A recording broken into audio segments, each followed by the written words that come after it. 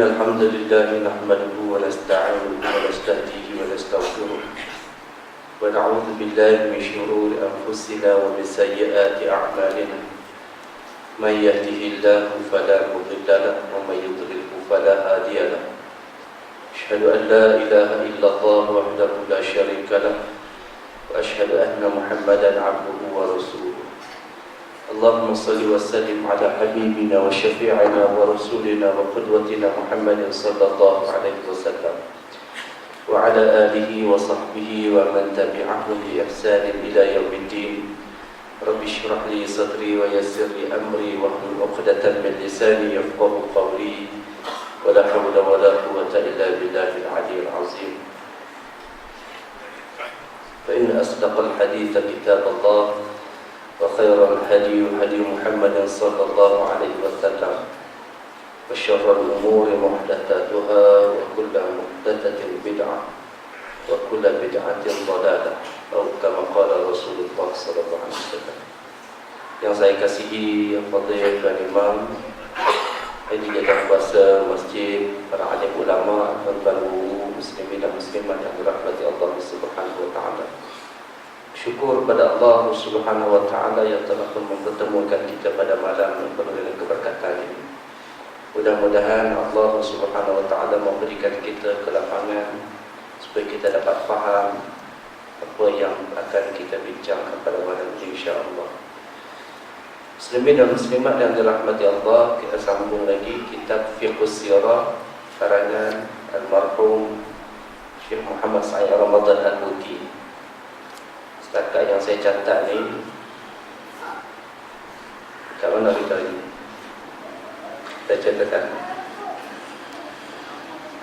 nama datang kepada penting seruan secara terang-terangnya 109 insya-Allah.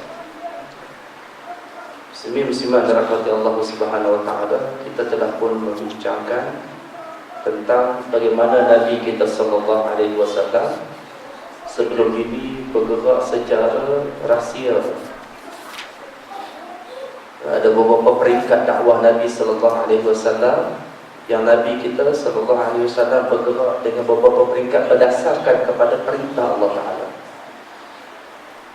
Islam ni tak keluar daripada perintah ataupun panduan wahyu Allah Subhanahu wa taala. Dan Nabi buat kerja Islam ni dia tak keluar daripada itu. Dia mesti dalam ruang lingkup perintah Allah.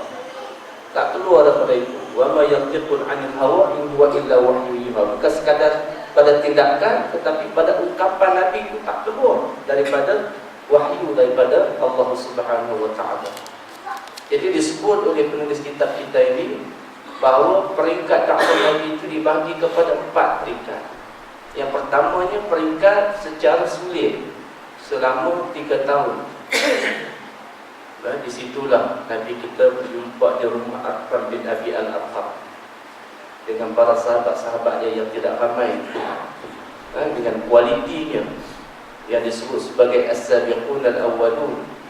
Berjumpa ni, lari belakang rumah, menyusup masuk daripada diketahui oleh orang-orang yang benci pada Islam.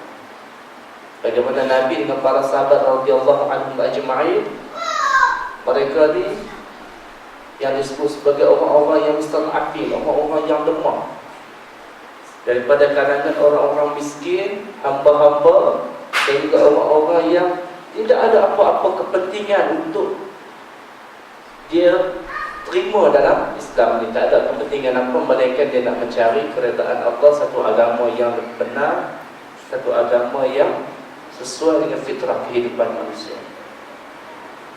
Peringkat yang kedua secara terang-terang, tanpa kekerasan, berjalan sehingga berlakunya peristiwa hijrah. Di situlah kita melihat bagaimana Nabi kita sallallahu alaihi wasallam dibular. Nabi kita disekat ekonominya. Orang Islam tak boleh membeli daripada orang bukan Islam, orang bukan Islam tak nak jual. Kalau orang Islam nak jual pun orang bukan Islam tak nak beli. Dipular ekonomi. Sehingga kan diceritakan bagaimana Sayyidatina Khadijah ini, orang yang kaya pada asalnya, kaya dengan harta, tetapi apabila berlaku disekatan ekonomi terhadap orang Islam, Tak ada apa lagi dia nak bagi kepada Nabi SAW. Peringkat yang ketiga, dakwah secara terang-terangan menggunakan senjata untuk mempertahankan diri, berjalan hingga pembukaan Makkahul Mukarramah. Waktu inilah kita mendengar Nabi kita SAW terlibat dalam peperangan Badar Al-Kubra. Waktu inilah kita mendengar Nabi kita SAW terlibat dalam peperangan Uhud, terlibat dalam peperangan Khandaq, sehinggalah Fathu Mekah, sehinggalah termeterainya perjanjian Hudaybiyah yang Allah rakamkan dalam suratul Fath. Allah cerita secara detail. Allah kata, sesungguhnya kami meredai orang-orang yang izyubayi'unaka tahta syajarah, orang yang memberi bay'ah kepada kamu ketika mana berada di bawah pohon. Bay'atul Ridwan, bagi bay'ah kepada Nabi SAW. Allah mengampunkan mereka yang terlibat dalam peristiwa Fathu Mekah. Tidak ada peperangan, tetapi Fathu Mekah ini menjadi titik permulaan kepada pembukaan kota-kota Islam, pembukaan Islam yang lebih agresif, lebih besar. Satu bentuk sejarah baru dalam Islam, kemenangan tidak dalam bentuk peperangan. Kerana dirahmati Allah Subhanahu wa taala. Yang keempat, peringkat di mana dakwah secara terang-terangan dan mengangkat senjata terhadap mereka yang cuba menghalang kepada perjalanan dakwah ini. Dalam peringkat inilah dipraktikkan syariat-syariat Islam dan perintah berjihad pun diturunkan. Lalu mari kita tengok secara detail apakah dia seruan secara terang-terang. Ibn Hisham menceritakan, qala al-mu'allif rahimahullah ta'ala wa nafa'ani wa iyyakum fi 'ulumihi fi daril aminin darail aminin. Ibn Hisham menceritakan seruan Islam telah mendapat sambutan yang tidak putus-putus daripada orang ramai, daripada orang lelaki maupun perempuan, sehinggalah menjadi buah mulut dan perbualan umum di kota Mekah. Kemudian Allah Subhanahu wa taala pun meminta nabinya untuk menjalankan tugas secara terang-terangan dengan membentangkan perkara ini kepada orang ramai serta menyeru mereka beriman dengannya. Rasulullah SAW telah menjalankan tugas dakwahnya secara sudut lebih kurang 3 tahun hingga turunnya ayat Al-Quran yang berbunyi fasda' bima tu'mar wa a'rid 'anil musyrikin. Sampaikanlah olehmu secara terang-terangan segala apa yang diperintahkan kepada kamu dan berpalinglah daripada orang-orang musyrik. Bermulanya dakwah Nabi secara terbuka apabila mendapat perintah daripada Allah, fasda' bima tu'mar wa a'rid 'anil musyrikin, menunjukkan bahawa sudah pun dibolehkan kepada junjungan Rasulullah sallallahu alaihi wasallam untuk berdakwah secara terang. Sekarang ni tak ada lagi secara sudut, tak ada. Sekali kali kita kata kita nak berdakwah secara rahsia, bukan masa dan tempatnya lagi. Sekarang ni orang Islam berdakwah secara terang, jumpa, bagi tahu berkaitan dengan Islam, tak ada malu.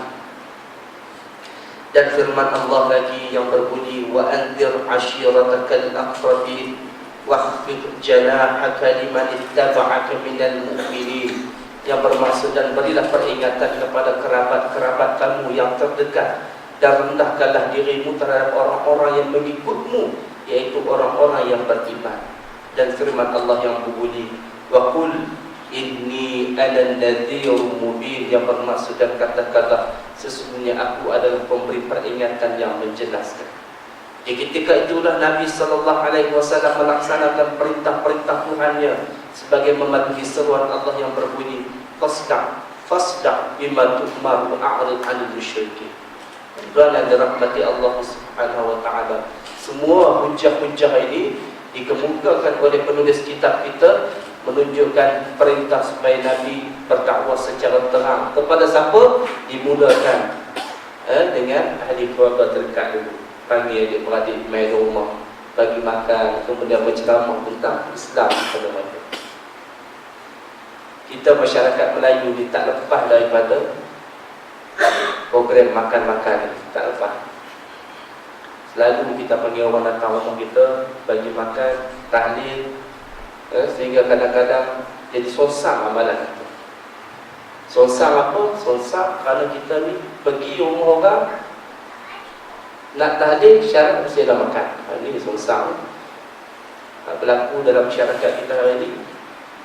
Kota warisan mungkin taklah. Datanglah rumah saya kan, saya buat makan, tahlil tak nak baca tak apa. Itu okey. Dia tak syarat. Tak boleh kita mensyaratkan nak datang rumah pun nak tahlil, nak makan, mesti tahlil dulu. Buat sikit tuan-tuan. Cuba buat tengok, bagi orang datang rumah kita buat tahlil tapi tak nak makan.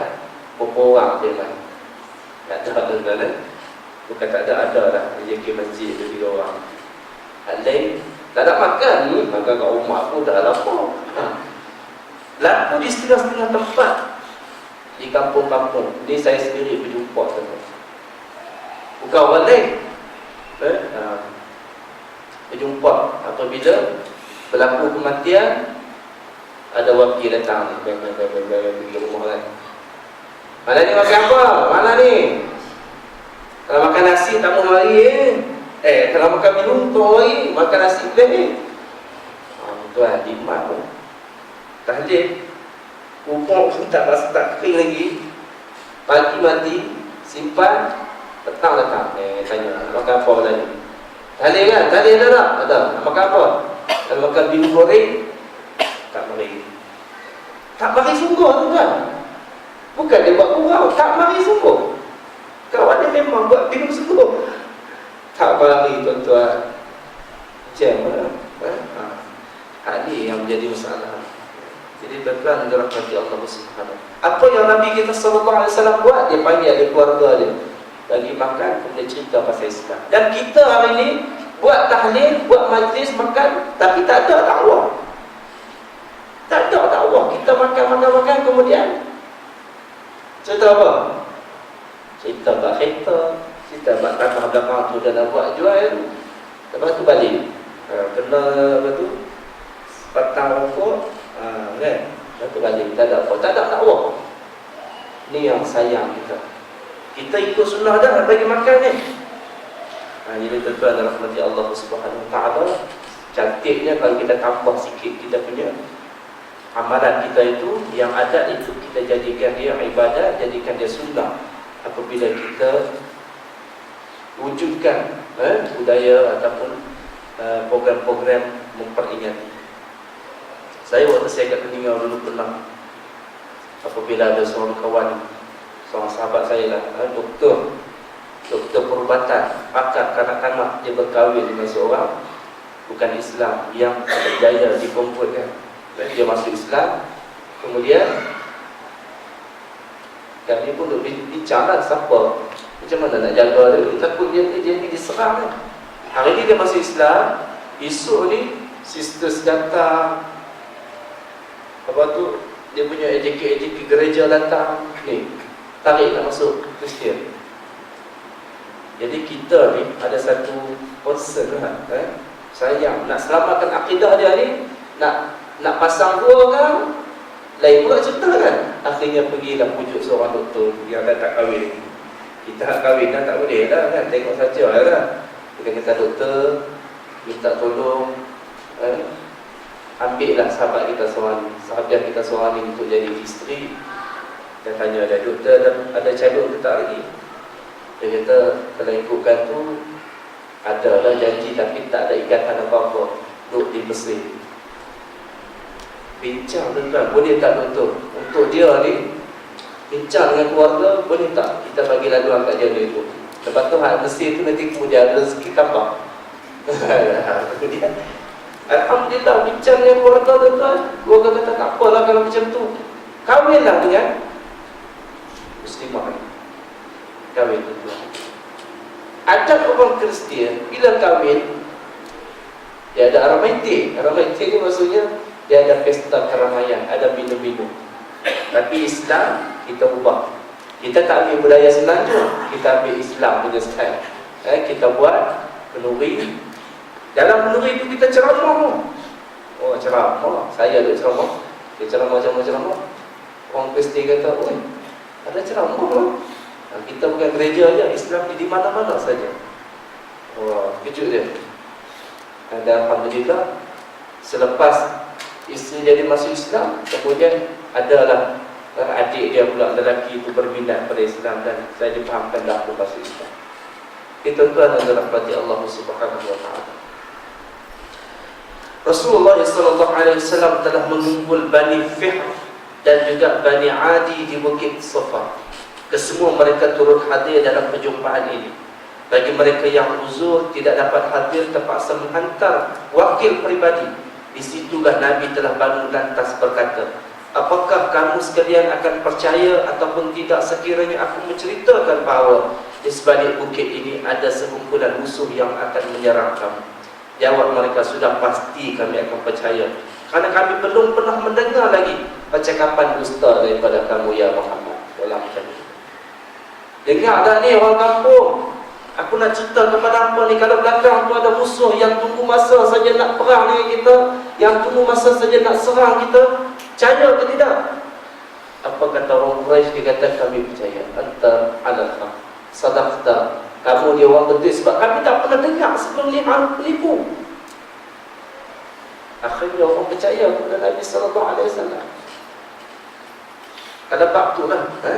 Kemudian Nabi SAW pun menambah lagi, sesungguhnya aku ni pembawa berita yang menakutkan, iaitu di hadapanku ini satu azab sengsara yang paling hebat. Kita tengok bagaimana Nabi dakwah, mula dakwah dia. Dia tak cerita pasal benda Islam ni best Islam. Kalau masuk Islam makan sedap, dia tak cerita benda tu. Dia cerita apa? Islam ini adalah agama yang menakutkan, benda yang menakutkan. Aku nak cerita kepada kamu satu benda yang kamu akan gerut, kerana di hadapan dia ada satu azab sengsara. Abu Lahab pun bangun. Dia kata, tabat laka ya Muhammad, alihaza jamak tanah, celaka kamu wahai Muhammad. Pasal ini ke hang panggil kami nak cerita? Pasal ini ke hang nak cerita pasal benda yang menakutkan, pasal benda tentang agama, kepercayaan kamu ni? Pasal ini ke?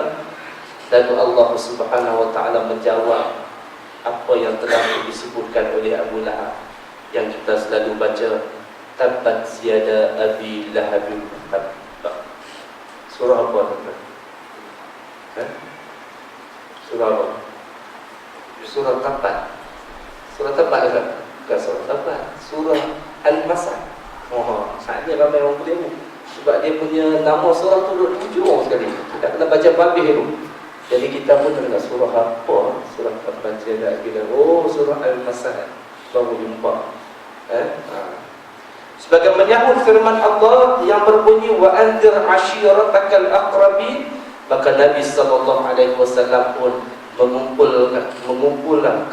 kumpul kaum kerabatnya yang hampir sambil berkata, wahai Bani Ka'ab bin Luay, bebaskanlah dirimu daripada api neraka. Wahai Bani Murrah bin Ka'ab, jauhkanlah dirimu daripada api neraka. Wahai Bani Hisham, selamatkanlah dirimu daripada api neraka. Wahai Bani Abdul Manaf, jauhlah dirimu daripada api neraka. Wahai Bani Abdul Muttalib, hindarkanlah api neraka daripada dirimu. Wahai Fatimah, bebaskanlah dirimu daripada api neraka. Sesungguhnya aku tidak upaya hanyalah setakat menghubungkan tali silaturahim yang abadi di antara kamu sekalian. Pihak Quraisy telah menunjukkan reaksi mereka terhadap Nabi SAW dengan berpaling tanah dan mencemooh seruannya itu dengan alasan mereka tidak sanggup meninggalkan agama yang diwarisi daripada datuk nenek mereka yang telah sebati dan menjadi darah daging. Untuk demikian Nabi SAW telah menegaskan yang mereka terpaksa dibebaskan dan direvolusikan mental dan cara pemikiran mereka daripada belenggu taklid dan turut membabi buta, dan juga cuba menggunakan akal fikiran dan logik serta menerangkan kepada mereka di mana berhala yang diperbuat daripada batu kemudian disembah itu langsung tidak memberikan faedah dan membahayakan mereka. Nabi SAW dia mula dakwah dia dengan benda-benda. Jadi macam mana kalau kita kata Islam tak boleh kita cakap keras kepada orang? Kita bagi tahu kepada orang supaya Jauh bebaskan diri kita daripada neraka. Kita nampak macam satu kekerasan. Orang tak nak ikut kita kalau kita cakap benda yang terang ni. Cerita bab hudud, kita cerita bab hudud, kita takut orang tak sokong kita kerana hudud ini. Sebab hudud ni nampak macam kezaliman. Tuan-tuan dan dirahmati Allah, Nabi dulu dia bercakap, dia berdakwah kepada orang kafir Quraisy. Bukan macam orang kita, orang Melayu ni. Kita orang Melayu ni, kita cakap pada Tuan, kita cakap pada siapa, dia memang Islam tak, cuma dia ni tak amal Islam dia. Nabi dulu berdakwah kepada orang yang memang totally kafir. Kafir terus. Ada Nabi bawa satu analogi lain yang lebih baik daripada Al-Quran? Tidak. Nabi cakap dengan bahasa Quran. Nabi bawa dalil Al-Quran.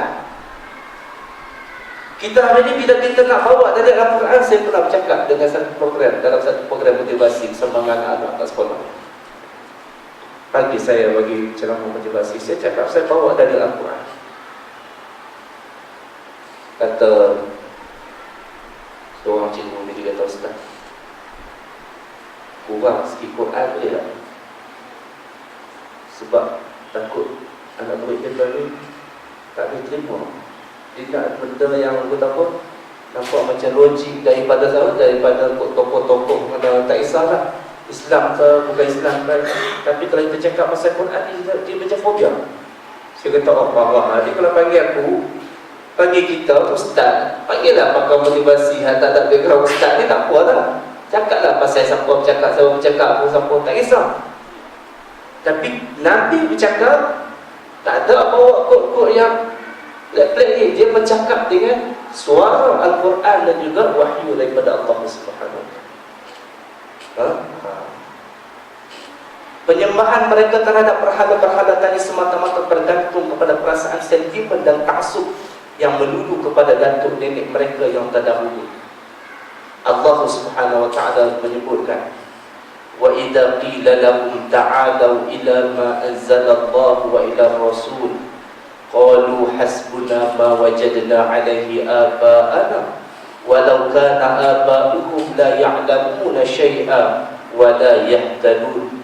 Yang bermaksud, dan apabila dikatakan kepada mereka, marilah mengikut kepada apa yang diturunkan Allah dan kepada Rasulnya, lalu mereka menjawab, cukuplah untuk kami apa yang kami dapati daripada bapa-bapa kami mengerjakannya.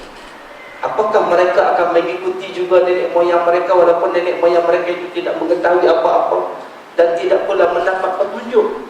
Allah Subhanahu wa ta'ala bawa dialog ini kepada kita supaya kita faham. Orang yang tolak Islam yang pertama yang kita duk ngaji, benar dia juga ditulis dalam buku teks pendidikan Islam tingkatan 1. Pasal apa orang tolak Islam? Pasal kononnya nak ikut nenek moyang mereka, nak ikut ajaran terdahulu. Oh tak boleh, kami tak boleh terima sebab kami ni dah senang dah dengan cara ni. Padanlah kami sekarang ni dah senang dah, tak ada apa dah. Nak laksana hudud, apa masalah dengan undang-undang sekarang? Tak ada masalah. Okey dah, sekarang ni kita merdeka 40 tahun dah, tak ada apa. Dengan undang-undang hari ni dah okey, tak ada apa. Dia nak ganti hudud pula ni, hudud pula potong tangan, celahu habis tuan. Apatah lagi kalau orang yang bercakap tu orang yang ada pengaruh, orang yang ada ilmu.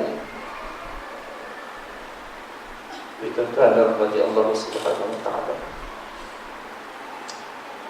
Cerita bab hudud ni saya sebutlah bab hudud kan. So cerita bab K-pop, saya cerita bab K-pop lah. Nanti tuan-tuan kata, apa Ustaz, cerita bab K-pop tak ada pun isu-isu K-pop. Saya sebut pasal hudud. Sebab hari ini kita lebih mudah memahami kalau bab hudud. Berapa orang yang boleh terima hudud kita tuan?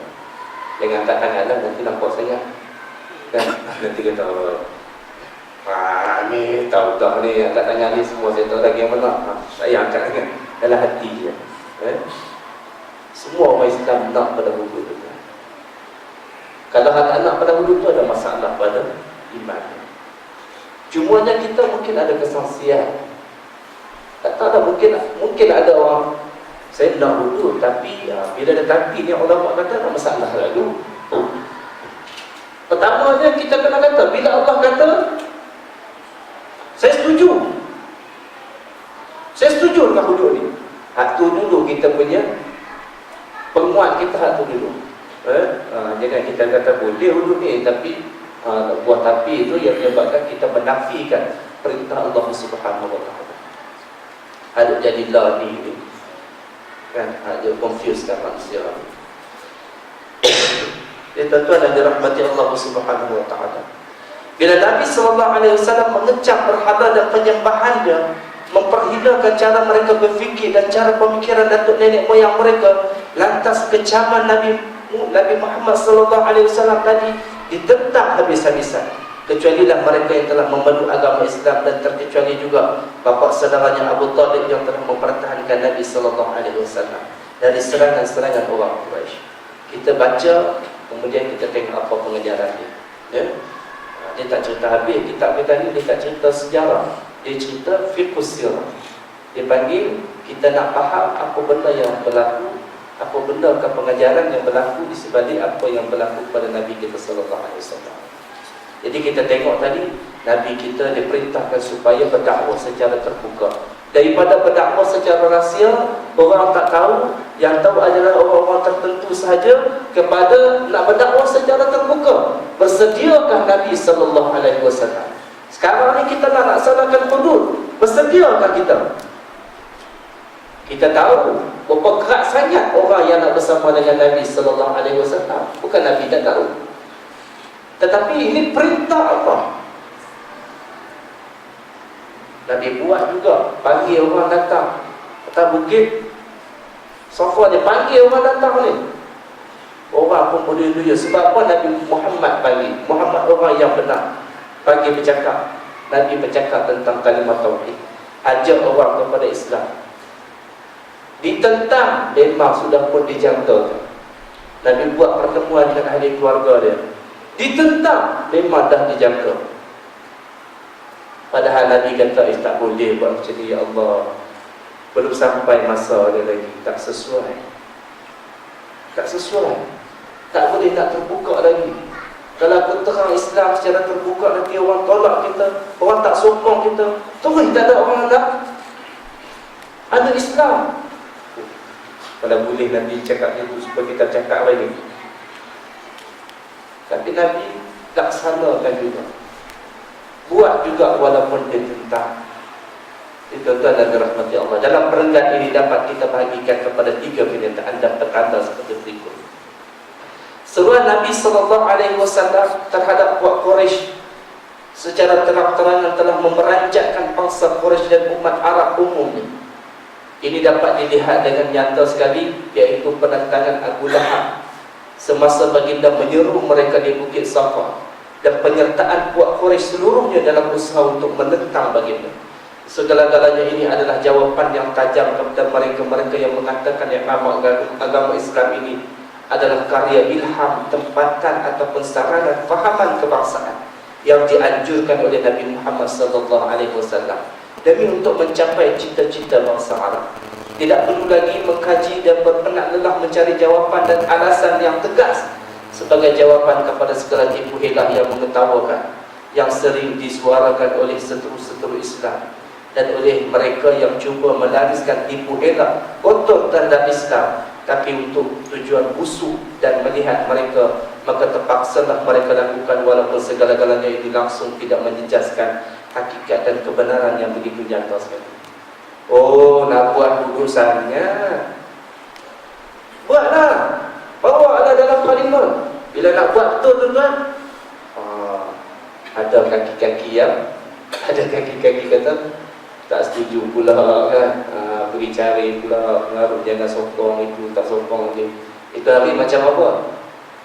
Berapa lama dah Kelantan ni untuk jadi wirid buat pilihan raya. Ustaz sebut ni, tetap boleh tengok yang YouTube. Ini jadi wirid pilihan raya saja, hudud ini. Bila dekat pilihan raya sebut pasal hudud, kita maafkan saya nak sebut. Bila pilihan raya sebut pasal hudud, bila pilihan raya sebut pasal hudud. Sebenarnya tak ada pun, semua ni ialah gula-gula pilihan raya saja. Tapi apabila kerajaan Kelantan serius untuk nak bawa private bill dalam parlimen, semua orang terpinga-pinga. Oh, sungguh-sungguh orangnya. Jadi adalah orang yang menzahirkan diri dia, tak nak setuju, menolak, membangkang dan sebagainya. Tak macam sama apa macam Nabi berlaku pada zaman Nabi sallallahu alaihi wasallam. Nabi kita sallallahu alaihi wasallam, mula-mula orang dia ingat apa? Islam ni semua agama baru ni Muhammad bawa ni semua ni tulisan-tulisan novel-novel dia semua ni, gabuk semua ni. Daripada jauh, akhirnya Nabi sampaikan Islam secara terbuka. Orang dengar, panggil orang Quraisy datang semua dengar ceramah Nabi sallallahu alaihi wasallam. Terkejut mereka. Oh, rupa-rupanya betul ya. Dia kan main-main. Tengok tuan-tuan, cumanya tak sebutlah hudud zaman tu, tak sampai masa ni. Ya, tuan-tuan jangan rahmati Allah. Kan sejarah tu berulang, cuma wataknya yang berbeza, orangnya berbeza, tetapi dia punya plot dia sama je.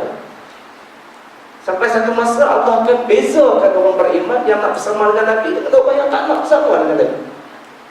Itu adalah rahmat Allah Subhanahu wa taala. Seharusnya tidak perlu lagi diturunkan suatu ayat yang khusus untuk menyeru dengan terang-terangan akan keluarga Rasulullah sallallahu alaihi wasallam.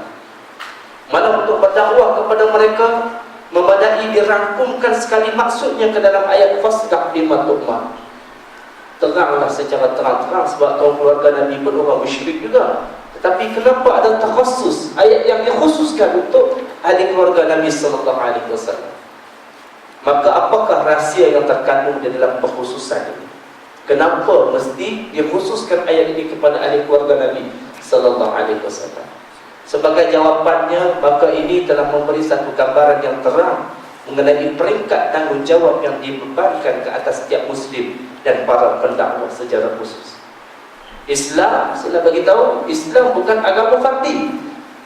Islam bukan agama individu. Islam adalah agama jama'i, agama kolektif, agama yang dikongsi secara bersama. Sebab itu dia tak boleh duduk seorang-seorang. Kita syok sendiri tak boleh. Kita kena sampaikan kepada orang dengan cara yang pelbagai. Kita duduk di kedai kopi sambil-sambil kita bersembang, kita kena sebut pasal Islam. Saya kagum dengan sahabat-sahabat kita dalam tabligh ini. Dia ada satu program setiap hari yang istiqamah memang itu. Saya dulu pun terlibat juga dalam tabligh. Duduk dalam kumpulan, saya tak ingat apa nama kumpulan dia. Dia ada satu buku catatan. Dia akan tanya sponsor. Dia akan tanya, kata hari jumpa siapa? Tashkil siapa? Tanya apa? Ada tak cerita pasal Islam dekat siapa-siapa? Jadi dia akan beritahu. Dia tahu hari ini saya jumpa dengan Haji Kasim. Haji Kasim tu tadi dia dah sambil-sambil dia duduk menepah. Jadi saya panggil dia. Saya sebutlah sikit pasal kebesaran Allah. Tak banyak apa tapi dia tulis. Saya tanya, tulis pasal apa? Siapa bagi markah? Siapa bagi poin-poin ke apa? Band satu ke apa? Kita tak memang ini dia punya adab-adab dalam tengok tabligh. Dia mesti disiplinkan diri dia setiap hari cerita pasal Islam kepada masyarakat. Kalau tak ada jumpa orang ni kata, cakaplah dengan pokok-pokok datang-datang ni. Cakap pokok serai kan, tengok hang ni bagus gitu tengok. Tak ada dosa. Ya, aku ni punya dosa. Sembang pasal agama, nampak macam tak apa betul yang sikit kan. Tapi nak cerita ni, kita ni kena influence, selalu buat pasal Islam, kerja Islam. Waktu bila mana dia orang bila cakap waktu bayan, program-program bayan, tengok kau macam tak pandai ceramah, tapi bila dia cakap tu, uish, hebat kan. Dia ada, saya tahu lah ada 6 rukun tu. Saya ada sebagai Amir Sab daripada Pakistan datang ke Sabah, kahwin, dah kahwin orang Sabah dia pun. Dia ajak saya masuk kampung. Dia kata, Ustaz, jom join kami Ustaz. Masalah kami ni, kami turun kampung dengan orang-orang sahabat-sahabat tabligh ni. Dia pun bukan Ustaz. Jadi bila masuk kampung, orang kampung tanya, Ustaz kah? Kamu Ustaz kah? Kita pun kata, dia orang kata, kami bukan Ustaz. Kalau bukan Ustaz, nak payah datang sini. Jadi masalah kami. Jadi dia kata, jadi kalau Ustaz datang, insya-Allah mudahlah sikit orang kan telefon. Jadi saya boleh datang, tapi saya tak pandai cara tabligh punya bayang ni. Tak pandai dia punya rukun tentang apa tu, iman, cerita pasal iman, cerita pasal apa tu, tabligh, kelebihan tabligh, kemudian la ilaha illallah. Saya tak kerti. Saya hantar, dia kata hantar pun hantar Ustaz. Yang penting Ustaz turun. Jadi saya turun, buat dengan cara kita. pegang mikrofon kat masjid, depa panggil orang datang masjid, kita ceramah. Apa-apa. Ya Ustaz, bagus itu. Itu adalah rahmat Allah Subhanahu wa taala. Kerja dakwah ni bukan kerja ustaz-ustaz saja sedang kita. Kerja dakwah ni kerja setiap orang. Kerja orang yang namanya beriman pada Allah Subhanahu wa taala. Dia kena buat. Dia kata peringkat yang pertama ialah tanggungjawab seseorang terhadap dirinya. Yang demikian maka masa penurunan wahyu yang pertama merupakan satu masa yang dilalui oleh Nabi sallallahu alaihi wasallam, yang memberi ketenangan dan keyakinan bahawa ianya Rasul yang benar, telah diutuskan oleh Allah, dan segala apa yang diwahyukan kepadanya adalah daripada Allah. Segala-galanya ini memberikan keyakinan yang penuh ke arah mempercayakan apa yang telah diturunkan itu, serta menanamkan kepercayaan ke dalam diri sendiri terhadap apa yang diturunkan oleh Allah adalah peringkat pertama daripada senarai tanggungjawab. Kita dah banyak tanggungjawab. Tanggungjawab pertama pada diri kita sendiri. Selesaikan urusan kita. Selesai. Kita nak dakwah pada orang pun, kita kena settle dulu. Semayang kita tengok macam mana. Walaupun ada hadis Nabi sallallahu alaihi wasallam kata, hendaklah kamu menyuruh orang berbuat kebaikan walaupun kamu belum melaksanakan. Kita kena suruh juga. Contohnya macam seorang bapa, dia tengok anak dia hisap rokok, dia marah anak dia hisap rokok, dia hisap rokok. Jadi ustaz, kalau saya hisap rokok, saya tak boleh marah. Nabi kata, cegahlah kemungkaran walaupun kamu belum dapat mencegahnya, walaupun kamu belum dapat meninggalkan kemungkaran tersebut. Hisap rokok ni kerana mungkar. Kalau tuan nak dengar ustaz nak kata apa, Azan, InsyaAllah kita berjasa. Tuan-tuan yang dirahmati Allah Subhanahu wa taala, peranan tanggungjawab yang pertama ialah pastikan diri kita settle. Walaupun ada hadis Nabi sallallahu alaihi wasallam sebut, suruhlah buat kebaikan walaupun kamu belum berkuasa untuk melakukan. Cegahlah kemungkaran walaupun kamu belum berkuasa untuk kamu tinggalkan. Sama macam kita ada anak, kita ni kaki rokok. Kita nak marah anak kita isap rokok, tapi kita ni isap rokok. Jadi konflik. Ish, tak boleh ustaz ni, saya isap rokok lagi, biar dia isap rokok. Biar saya berhenti rokok dulu, baru suruh dia berhenti. Tak ada nak berhenti rokok, berhenti nyawa dulu. Berhenti nyawa dulu. Jumpa guru. Anak datang, isap rokok macam tu kan. Kena marah juga tuan-tuan. Kadang-kadang mak bapak marah anak isap rokok sebab apa? Saya pernah dengar sendiri. Jangan isap rokok lah, kau bukan ada duit lagi. Duit pun mak bapak juga bagi. Dah isap rokok, besar-besar suruh isap rokok. Dia suruh macam tu. Jadi anak ni set, oh kecil tak ada duit lagi, tak payah isap rokok. Bila ada kerja besok, jadi dia kerja umur berapa tuan-tuan? Umur 15 kerja. Berhenti sekolah, umur 15 pergi cari kerja, nak isap rokok. Isap rokok. Jadi bila dia isap rokok, tunjuk depan puak. Mula-mula tunjuk asap je. Lepas tu tunjuk rokok, lepas tu tunjuk lahir depan tu. Puak pula terlihat macam main petang, bila sekali jadi kawan. Sama-sama panggil jin. Itu adalah rahmati Allah Subhanahu wa taala. Kena cegah kemungkaran. Walaupun diri kita tak settle, tetapi dalam kitab ni disebut sempurnakan diri kita. Faqidu syai' la yu'ti. Kalau kita nak berdakwah, nak ajar orang pada Islam, kita kena ada ilmu agama, kita kena ada sesuatu. Kalau tidak, kita tak ada apa-apa. Kita nak bagi duit pada orang, tapi kita tak ada duit. Tak ada bagi apa? Faqidu syai' la yu'ti. Kita tak ada apa-apa, macam mana kita nak bagi sesuatu pada orang kan? Jadi kalau kita nak mendidik anak-anak kita, didik diri kita dulu. Nak ajar anak-anak kita semayang, kita kena semayang juga. Takut nanti bila kita suruh anak kita solat, anak kata, bapa tak solat. Jangan keren betul, tak ada buat apa. Tak berjalan pendidikan dalam keluarga kita. Ya, settlekan dulu. Jadi muslim-muslimah dirahmati Allah Subhanahu wa taala. Peringkat pertama, islah nafsa. Baiki diri kita. Ada hak mana kurang-kurang sikit ni baiki. Bukan nak jadi ustaz warak pun, baiki supaya anak kita tak nampak kita punya kebincangan. Bahkan Islam ajak kepada kita tuan-tuan. anak-anak ni bila dah umur agak dia boleh mengenal seks sedikit sebanyak ni, kita dah kena bataskan. Dia tak boleh masuk bilik kita ikut dah kan.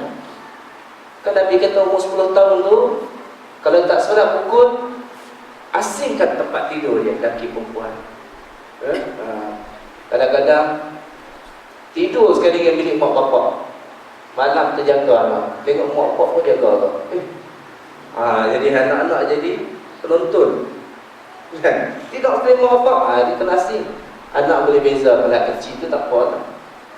Ini yang besar. Dan sampai ke tahap itu Islam mendidik kita supaya bagi kefahaman pada anak-anak kita. Peringkat yang kedua ialah tanggungjawab setiap Muslim terhadap kaum keluarganya. Kerana tiap Muslim adalah bertanggungjawab menyampaikan seruan dakwah kepada kaum keluarganya. Untuk yang demikian maka Tuhan telah meminta Rasulnya supaya menyampaikan seruan dakwah ini kepada kaum keluarga secara khusus. Ini bukanlah satu tanggungjawab yang khusus kepada Rasul, malah setiap orang Islam. Setiap orang Islam. Mulanya Nabi SAW diberikan, dipanggil tarbiyatul ruhaniyah ya. Disuruh bangun malam, qiyamul lail, disuruh Nabi SAW buat laksanakan tugas-tugas Islam ini. Ya ayyuhal mudaththir qum fa'anzir wa rabbaka fakabbir wa thiyabaka. Buat amalan individu supaya Nabi kita ada bekalan yang kuat, semangat yang kental, kekuatan dalaman yang hebat untuk berdepan dengan musuh-musuh yang tak suka kepada Islam ni. Kemudian sebarkan, luaskan dia punya pengaruh Islam itu kepada ahli keluarga. Ajak ahli keluarga kita untuk bersama-sama dengan Islam. Ajak ahli keluarga kita untuk faham tentang Islam. Jangan kita saja semangat Islam. Puan lagi masjid duduk elok, tengok TV tu, dia nak keluar. Bapak kononnya baik dah tak nak bagi anak keluar daripada rumah, suruh buka Astro pula time tu Maharaja Lawak pula. Pakai maghrib kita, Aisyah pun babai. Kita bagi dia beli kan, insya-Allah syurga apa, jagalah di keluarga. Ku anfusakum wa ahlikum nar. Pelihara dari kamu dan ahli keluarga kamu daripada api neraka. Sebab besok anak-anak ni, isteri ni dia akan jadi liability pada kita akhirat nasib. Daripada yang lelaki-lelaki. Kita kan nanti nak masuk syurga ni bukan main lagi bergaya ni. Malaikat kata Muhammad syurga. Oh, kita pun jalan. Nak langkah masuk ke tu syurga, tuan-tuan anak kita. Muhammad bapa aku dulu. Itu tak pernah ajak aku sembahyang pun. Kita lukush jatuh. Kita buat spoil pula kat sini. Tuan-tuan dalam hati Allah semua. Waktu tu tak ada buat apa tu. Tarik sekali. Pergilah rasa dulu kan. Tak apalah rasa sekejap ni Ustaz. Lepas tu masuk syurga. Tak apalah, boleh lah terus. Try dia. Tuan-tuan dalam hati Allah Subhanahu Wa Taala. Keluarga juga menjadi tanggungjawab. Ada satu orang tanya pada tuan guru waktu saya belajar di Terengganu. Dia kata kalau macam tu Ustaz, saya macam tak sanggup lah nak berkeluarga, nak jadi suami orang, jadi bapa orang. Dia kata tak paksa. Kahwin ni tak paksa, tak wajib pun. Kan dia ada 4 hukum tentang perkahwinan ni. Kan? Jadi kecuali kalau hang ni ada duit banyak-banyak dan tak boleh apa, tak boleh nak tahan lagi dia punya keinginan untuk berumah tangga tu, itu jadi wajib lah. Tapi kalau hang rasa tak boleh lah, tak ada satu yang mendesak, tak wajib pun. Jadi tuan-tuan dalam hati Allah SWT, ini bukan saya showkan supaya tak kahwin ni. Nabi kata siapa tak kahwin ni bukan daripada rumah aku. Begaslah dua tu. Mesti kahwin dia lah. Bukan sekadar 1, 2, 3. Sebab nak jadi umat Nabi Muhammad SAW. Okey, peringkat yang ketiga ialah tanggungjawab alim ulama terhadap kawasan daerahnya, dengan tanggungjawab pemerintah terhadap negara dan rakyat jelata. Kedua-dua mereka ini mengambil tempat selepas Nabi SAW. Kerana kedua-duanya adalah warisan yang sebenar dalam Islam, seperti mana yang telah ditegaskan oleh Nabi SAW. Al-ulama warathatul anbiya. Al-ulama itu, alim ulama itu adalah pewaris para nabi. Lepas nabi, alim ulama. Siapa alim ulama ni? Innama yakhshallaha min ibadihi al-ulama. Ciri ulama ni, dia mesti takut pada Allah Subhanahu wa taala. Jangan pula sembang pasal hudud, tiba-tiba hudud ni tak sesuai dengan negara kita, tuan-tuan panggil ulama juga. Tu payah sikit tak kira ada jadi muda ke tua ke. Ulama dia kena lebih lah dalam bab agama ni.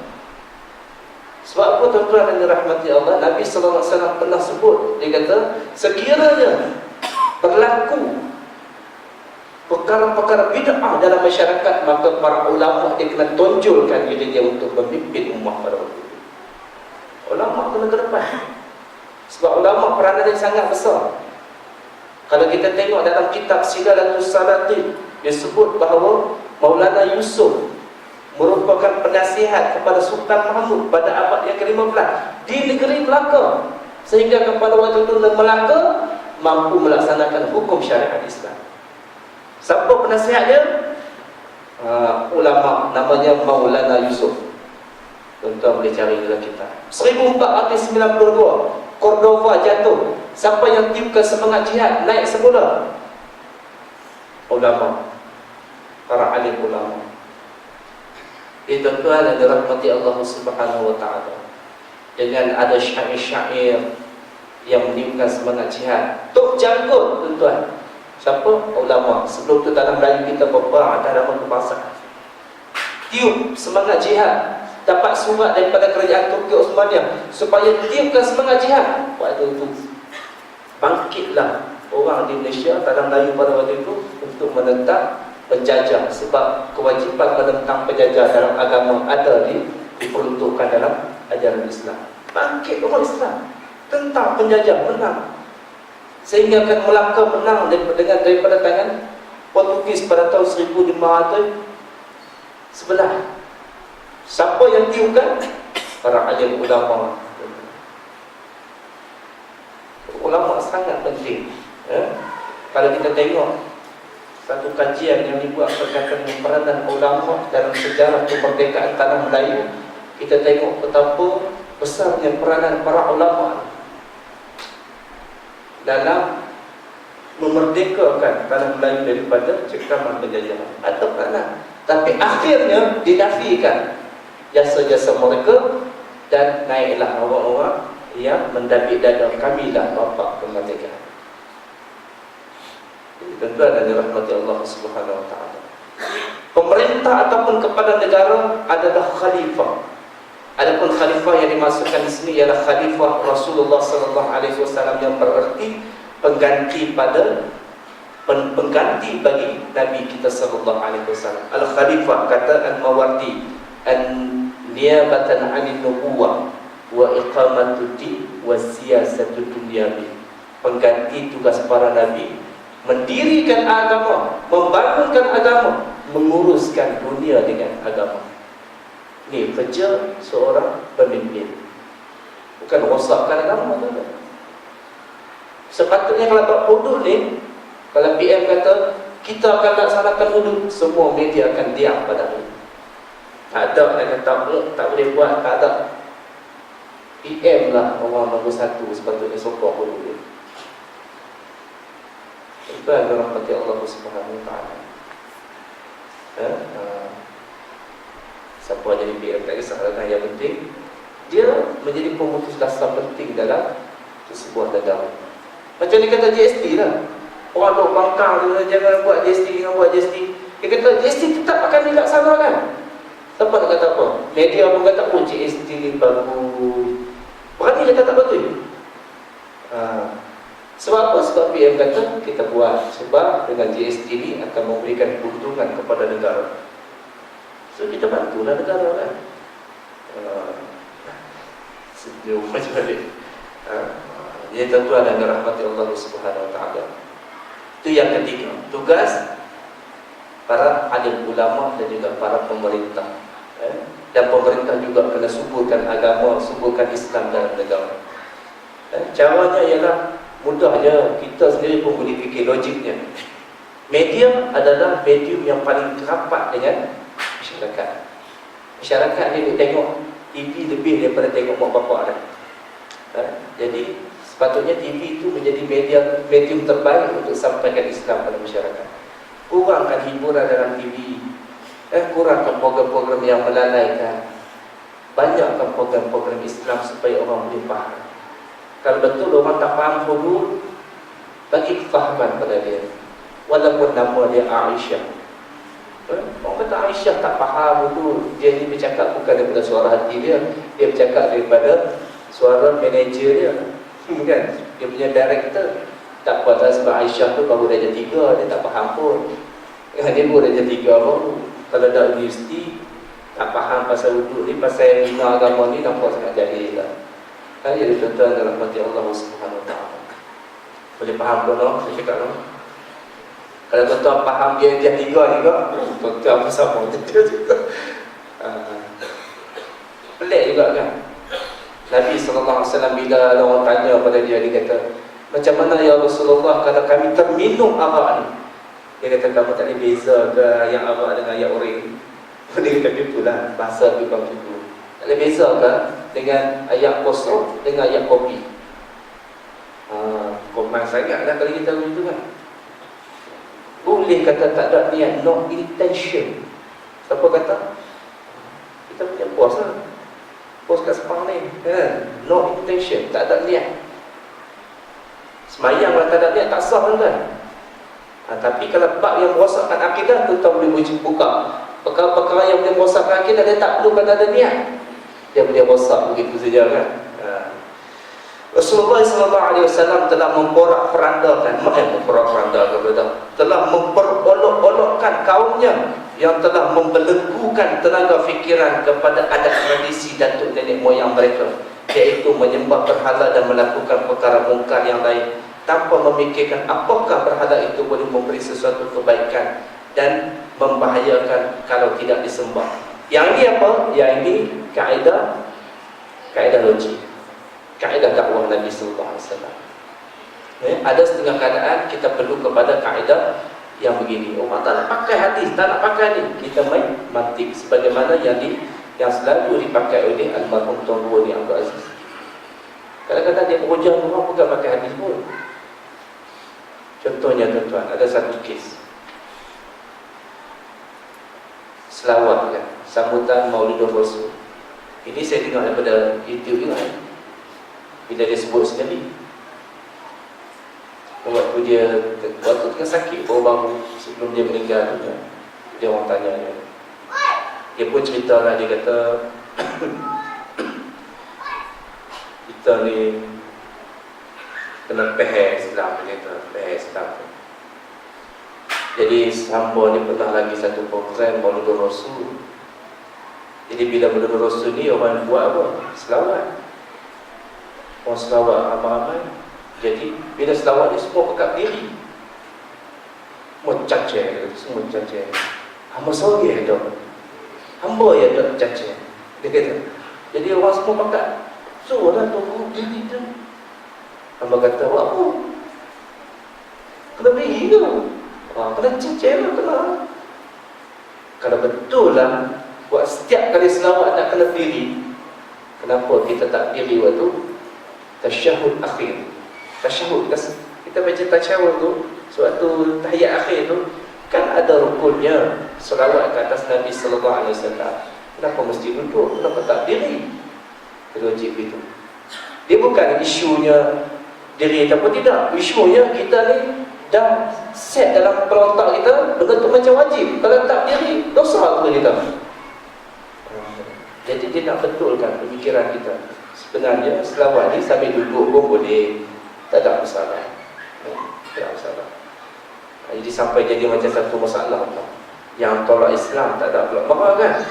Tapi bila tak diri sebab selawat, semua orang berhenti. Jadi kita membesarkan benda yang sepatutnya dibesarkan, benda yang tak sepatutnya dibesarkan, buat kecil-kecil lah. Macam tu. Isu benda akidah ni yang patutnya dibesarkan, besarkan. Jadikan keutamaan dalam masyarakat, dalam negara, biar orang faham betul. Itu adalah rahmati Allah Subhanahu wa taala. Di sini dapatlah kita simpulkan bahawa agama ini dan segala ahkamnya adalah sejajar dengan suruhan, fikiran dan juga mantiknya. Oleh yang demikian, maka di antara syarat-syarat yang terpenting untuk menentukan sah iman dengan Allah Subhanahu wa taala ialah keyakinan dan fikiran bebas tanpa bertaut dengan sebarang adat resam ataupun tradisi yang lainnya. Penyusun ilmu tauhid menyatakan bahawa dalam puisi tauhidnya dia berbunyi, fa kullu min qillatin fit tauhid imani lam yakhlu min tardid. Tiap orang yang beriman secara taklid imannya tidak dapat dikuasai oleh was-was dan syahwa sangka. Dari sini disebut terang sekali lah kepada kita bahawa agama Islam menentang habis-habisan taklid. Walaupun taklid ustaz. Oh ustaz, kenapa buat macam ni? Ustaz kata macam ni. Tak, kita ni tidak berdalilkan pada kata-kata ustaz, kita kena berdalilkan kepada kata-kata Allah dan Rasul. Maqala Allah wa maqala Rasul. Kalau kita kata ustaz suruh buat macam ni, saya ni buat ni sebab ustaz suruh. Ustaz suruh tu kena cek juga. Betul ke ada dalilnya atau tidak ada dalilnya. Jadi tuan-tuan dan rahmati Allah Subhanahu wa taala, jadi mudah-mudahan kita mendengar pada malam ini beberapa perkara yang telah disebutkan oleh penulis kitab kita ini. Yang pertama ialah saya nak buat kesimpulan bahawa Nabi kita sallallahu alaihi wasallam melalui satu jalan yang panjang dalam dakwah beliau. Ada banyak peringkatnya. Jadi kita kadang-kadang pun kena ikut sunnah Nabi kita sallallahu alaihi wasallam. Ada kadang-kadang kita kena cakap Islam di dalam keadaan sembunyi-sembunyi, tak ada terang-terang. Nanti bos dengar, payah kita. Kena gantung kerja. Terang secara sulit. Ada kadang-kadang kita kena zahirkan Islam, sebagaimana Nabi Muhammad sallallahu alaihi wasallam menzahirkan para sahabat dalam perangnya dengan gahnya. Tak ada rasa takut. Sebagaimana Nabi kita diperintahkan supaya bercakap tentang Islam kepada masyarakat secara terbuka, walaupun keadaan pada waktu itu tidak menerima keadaan tersebut. Buktinya apabila semua orang tolak dakwah Nabi. Tetapi kita tengok ada tak sejarah disebut ada beberapa orang yang sudah pun Islam berpaling daripada Islam? Ada tak disebut? Tak ada. Maknanya zaman era Mekah, orang-orang yang dibentuk oleh Nabi sallallahu alaihi wasallam semua kuat Mekah. Tak ada orang munafik. Kalau orang kata tak ada munafik pada zaman Mekah, semuanya kental keimanan mereka. Sebab mereka kecil. Kita duduk dalam kumpulan kecil, tarbiyah kita mantap, tarbiyah kita hebat. Bila kita besar, dia jadi macam-macam. Mudahlah banyak isu dan masalah timbul dalam kumpulan tersebut. Jadi insya-Allah tuan-tuan yang dirahmati Allah Subhanahu wa taala, apa yang kita sebut pada malam ini daripada muka surat 109 sampailah ke surat 116 itu insya-Allah, dan kita akan sambung nanti pada muka surat yang akan datang, pada tajuk yang akan datang yang menceritakan tentang penyiksaan yang ditimpa oleh Nabi kita sallallahu alaihi wasallam dan juga sahabat-sahabat dia yang lain. Ada satu tajuk yang Nabi kita, yang penulis kita ni sebut dalam bab sirah ni, penyiksaan. Kenapa mesti sebut? Tak perlu sebutlah, sebab memang kita tahu dah bila buat kerja Islam ni akan kena benda-benda macam ni. Tapi nak sebutnya sebab ada pengajaran. Dalam penyiksaan itu ada ibrah dan pengajaran yang boleh kita ambil. Kan? Jadi bila kita nak buat kerja Islam, orang tak suka pada kita, orang tentang kita, orang kata macam-macam kat kita, jangan kita anggap itu sebagai satu benda yang melemahkan kita. Sebaliknya, ambillah sebagai satu perkara yang boleh membangkitkan semangat, sama sebagaimana Nabi kita sallallahu alaihi wasallam terima. Kalau kita buat Islam, tiba-tiba orang bukan Islam boleh sokong kita. Tak sama macam Nabi kita buat. Nabi kita buat Islam, orang kafir bantah dia. Tiba-tiba kita nak buat Islam dengan harapan orang kafir akan sokong kita. Tak ada orang nak bantah. tak sama sunnah yang telah dilalui oleh baginda Nabi kita sallallahu alaihi wasallam. Waktu itu kita kena yakin dengan satu firman Allah Subhanahu wa taala, "Walladzi laqalu rabbuna Allah tsumma istaqamu tatanazzalu alaihimul malaikah."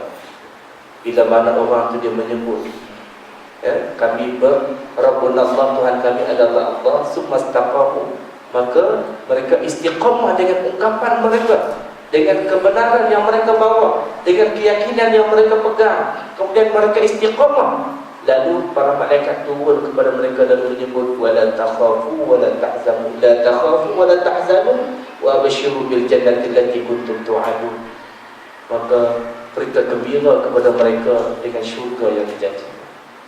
Jadi tuan-tuan yang dirahmati Allah Subhanahu wa taala, jadi mudah-mudahan kita pada malam ini bersama dengan orang-orang yang dijanjikan syurga, dengan kita bersama-sama dengan perjuangan Nabi kita sallallahu alaihi wasallam. Jadi apa yang berlaku dalam masyarakat kita pada hari ini, isu-isu yang berlaku dalam masyarakat kita hari ini, kita kena timbang dengan darjah iman dan juga takwa. Tengok isu hududnya, kena tengok dalam darjah iman. Jangan kita main selongkap dalam metro saja. Jika tengok dalam metro berita harian utusan saja, maka kita akan menyebabkan rosak kita punya keyakinan pada Allah Ta'ala. Tetapi kita kena dengar daripada darjah Al-Quran. Tak pandai Ustaz, tak pandai datang mengaji. Besok Ustaz kita akan sebut macam mana kita nak memahami perintah Qanun Jamiah Syariah ini sebagai satu benda yang baik dalam Islam yang kita nak laksanakan dalam negara kita. Tidak berislam sekurang-kurangnya kita tidak menjadi orang yang membantahnya. Kalau tidak pun kita buat, tak berlaksana, jangan sampai kita ni menentang. Jadi insya-Allah kita sama-sama berdoa kepada Allah Subhanahu wa taala supaya Allah mudahkan urusan kerajaan negeri Kelantan. Satu hari Terengganu nak buat, kita sokong Terengganu. Terengganu kata satu hari hudud akan sampai di Terengganu, kita sokong. Sampai kerajaan Terengganu itu is not important, yang penting dia nak buat Islam. Jadi kita akan sokong insya-Allah. Jadi kita berdiri bukan atas dasar politik dalam bab. Dalam bab ni kita berdiri atas dasar kehendak dia nak buat Islam. Jangan kalau kita kata, oh habis wujud kerajaan Terengganu ni lain, wujudkan wujud kerajaan apa ni lain pula. Tak boleh hari itu. Itu kita pula bermasalah. Tetapi pada bab ini semua benda kita kena setuju dalam bab kebaikan insya-Allah. Jadi saya kira setakat itu dulu. Tak berhenti ayat pun jauh sangat InsyaAllah nanti kita minum. Aku lihat qawli hadza wa astaghfirullahaladzim li wa lakum. Ada nak tanya soalan? Ada tanya soalan? Jadi insyaAllah mudah-mudahan kita sambung lagi pada bulan akan datang dengan perbincangan berkaitan dengan penyiksaan yang dihadapi oleh Nabi kita sallallahu alaihi wasallam. Cuma minta tolong catat sikit dong. Ada soalan kita?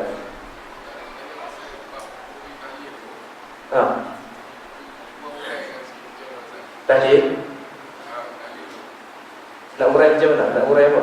Makan tu?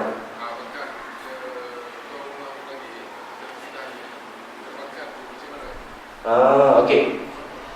Tahlil tak ada masalah. Boleh pergi tahlil. Okey. Ulama membahaskan bab tahlil ni.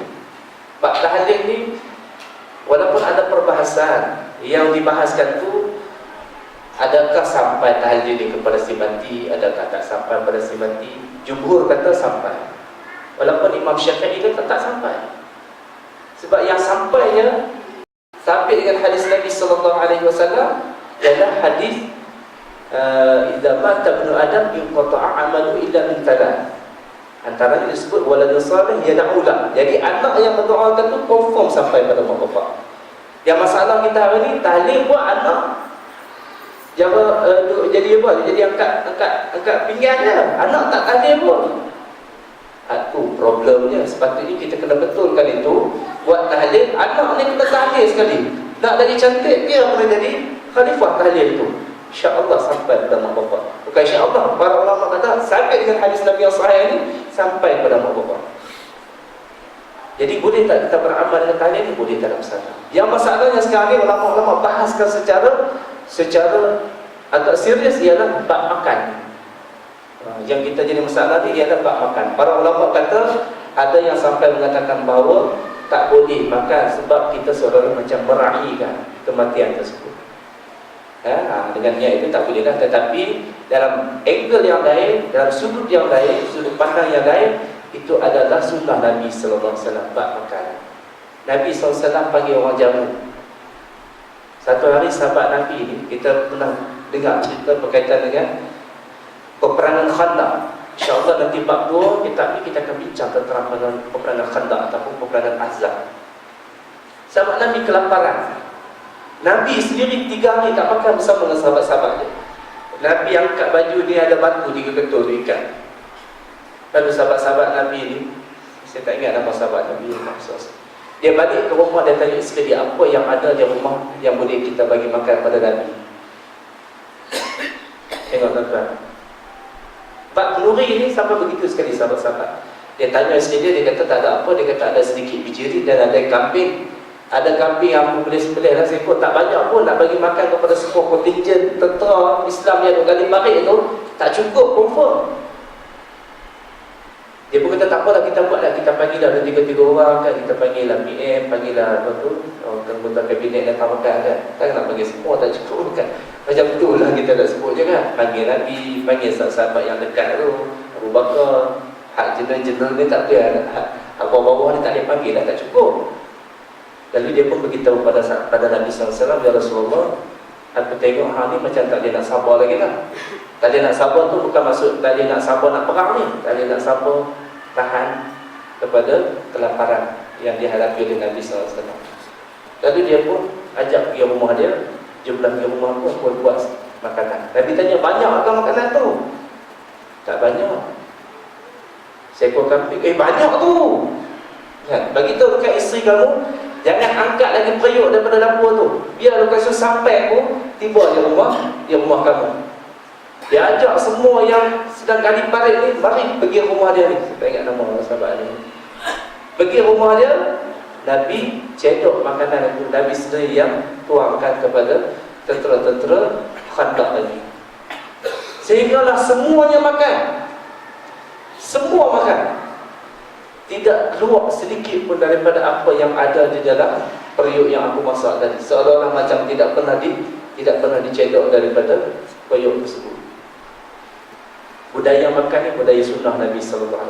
Kalau kita buat makan untuk bagi orang datang rumah kita, tak ada masalah. Tidak menjadi sebab. Kecuali kalau makannya itu daripada harta anak-anak yang kita tinggalkan. Ini jadi masalah. Ambil duit anak-anak, dia kata, abang ada duit orang tampung ni semua. Ambil duit anak-anak kan, buatlah kenduri, bagi makan kita pula dengan tahlil dia khusyuk lah ni. Apa? Ayam ni. Ayam sedap lah kan ayam kan. Tahlil rupanya makan harta anak yatim yang hukumnya menjadi haram. Itu tak boleh lah kan? Hukumnya tak boleh. Kecuali dibenarkan. Kecuali kalau dia, tapi kalau ada tak balik lagi tak boleh. Sebab dia tetap menjadi hak milik anak yatim tersebut. Jadi isu berkaitan dengan tahlil ni. So tahlil ni tak ada masalah pun. Ada orang kata tahlil ni bid'ah semua itu terlalu. Sebab tahlil ni ialah la ilaha illallah. La ilaha illallah ni ada dalam Al-Quranul Karim. Jadi kita niatkan dia sebagai satu zikir yang kita ambil daripada Al-Quran. Dia bagi sebagai zikir maksud. Zikir maksud ni zikir yang ada sabit daripada hadis, ada zikir yang sabit daripada Al-Quran. Jadi yang menjadi isunya sekarang ialah majlis tahlil yang mesti ada makanan. Itu yang menjadi masalah. Saya tak nampak benda di dekat masyarakat kita lah, di bandar di tempat kita ni. Di kampung-kampung itu mungkin ada. Yang kalau di tempat saya itu panggil tahlil, buat makan nasi goreng pun orang makan, bihun goreng pun tak ada masalah, tak ada apa-apa. Kita pernah pergi, orang pergi tahlil, tak ada makanan tempat tahlil. Balik makan kat rumah lah. Sibuk apa kan? Dia kata, tak ada ke ni kopi-kopi all ke? Itu tak ada akhlak nama dia kan? Tak ada akhlak. Jadi tuan-tuan dalam hati Allah Subhanahu Wa Taala, Kalau kita nak tempat panjang ni, kena bab lain apa lah, bab fiqh apa kan. Dia panjang. Cuma saya nak begitu secara overall, begitu saja, secara umum begitu, bahawa ta'lim ni tidaklah menjadi satu benda yang yang patut dipolemikkan.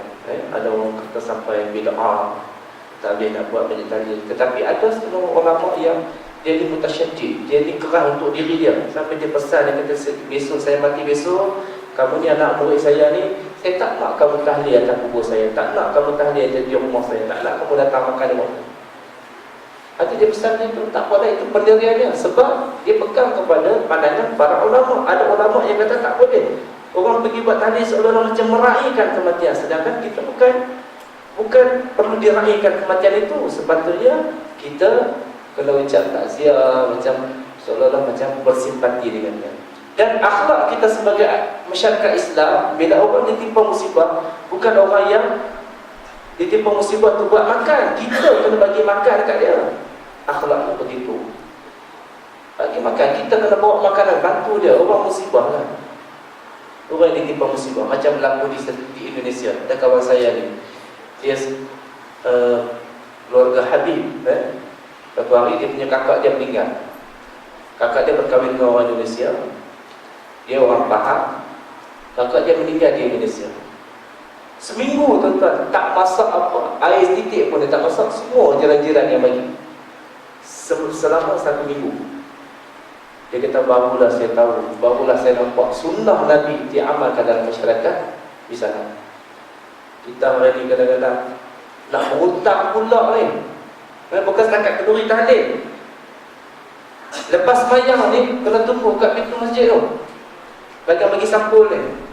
Kalau tak ada tu, pasal macam bersabar sangat. Sedangkan orang ni, kematian ahli keluarga, kematian ketua keluarga yang cari nafkah selama ni, terputus dia punya nafkah keluarga ni, tak ada. Orang datang sembahyang, tunggu kat pintu, nak duit. Ni ada tak kat sini? Tak ada lah, insyaAllah. Alhamdulillah kalau tak ada terlebih. Di kampung-kampung ada. Saya balik kampung, saya tegur diri kepada kampung saya. Saya kata, budaya ni sepatutnya kena buang. Tak ada orang pergi. Biarlah, walaupun dia masuk khairat kematian, tapi khairat kematian itu alang-alang terbaiknya kalau boleh dimanfaatkan kepada ahli keluarga. Dia bagi kain kapan apa semua ni, siap. Tapi bagi ahli keluarga, tak payah. Ini dah kena bayar duit minyak kereta ni. Dia punya kereta datang sembahyang jenazah tu, claim tu. Claim tuan-tuan, ni saya cerita benda betul ni, saya tak nak tipu. Ni ada rekaman, ada mana ni. Claim, kemudian telefon ni, bagi orang datang sembahyang jenazah ni, claim. Masyarakat kita tuan-tuan, jangan ada sampai macam tu lah berlaku. Dan saya cerita ni bukan supaya dibuat lah, supaya jangan buat. Kalau tak ustaz boleh claim pula. Kita buat lagi, buat polisi, kita boleh start punya masjid, kita buat polisi. Bagi orang datang, claim, agak-agak RM40 sekali telefon. Sampai ada statement keluarkan, bulan ni okey, boleh bayar duit kereta. Kalau 4 orang mati tu kan, 4 orang mati sekali telefon RM40 claim. Duit telefon saja. Kemudian duit minyak kereta lagi RM50. Oh, dah berapa ratus lah. Orang boleh bayar semua. Beli iPad pun tak apa lagi tu. Doa bagi orang mati banyak. Jadi insyaAllah tuan-tuan, panjang pula saya juga buat tahlil ni. Jadi insyaAllah janganlah kita risau kalau kita buat itu kerana kita yakin ada dia punya dalil-dalilnya, ada sandaran-sandarannya. Cumanya hari ini kita dimainkan oleh isu politik, isu benda-benda forum ni kan. Kumpulan ada fahaman-fahaman begini. Selagi kita tak buat maksiat, insyaAllah Allah akan pelihara amalan kita tu, insyaAllah. Jadi saya minta maaf ya tuan-tuan. Aku lihat hadza wa astaghfirullah li wa lakum. A'udzu billahi samil 'alim minasy syaithanir rajim. Bismillahirrahmanirrahim. Allahumma ij'al jam'ana hadza jam'an marhuma wa tafarruqana min ba'di tafarruqan ma'suma. Allahumma alif baina qulubina wa aslih dhata bainana wa bina subul salam. Allahumma ij'alna min alladhina yastami'una al-qawla fayattabi'una ahsana. ربنا هب لنا من ازواجنا وذرياتنا قرة اعين واجعلنا للمتقين اماما ربنا اتنا في الدنيا حسنه وفي الاخره حسنه وقنا عذاب النار الحمد لله رب العالمين سبحانك اللهم وبحمدك اشهد ان لا اله الا انت استغفرك واتوب اليك والعصر ان الانسان